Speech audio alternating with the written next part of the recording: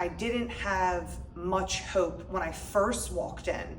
And then when I walked out of the first initial visit, there was an optimism about this place and what we could do that I hadn't felt in a long time, just because everything I had tried, there was never even a glimmer of hope. When I first came in here for my initial visit, I had completely been in a place where all I could do was Pilates, and even that I was in pain.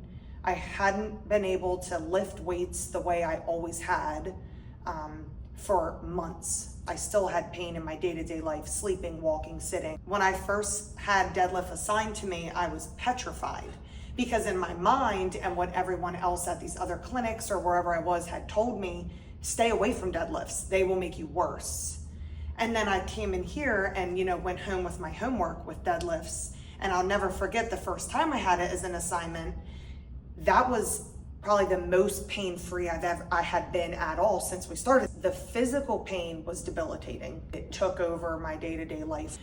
But there was a mental and emotional, consequence from that was probably almost worse. Now, I would say that my mental state has done a complete 180. I am able to walk into the gym, have a workout, feel good, and leave with not only not being in physical pain, but that great workout just fueled my mental health for that day. Treatment-wise, I did injections, other physical therapy to the chiropractor. I did injections at a pain management clinic.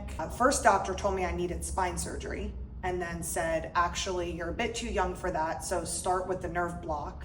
Nothing ever worked. That morning where I was gonna go get the nerve block done, I just, call it what you want, I call it God. I had a moment of, I'm not going to this appointment. And I sat with Maddie and she said, it's time you go see Hannah.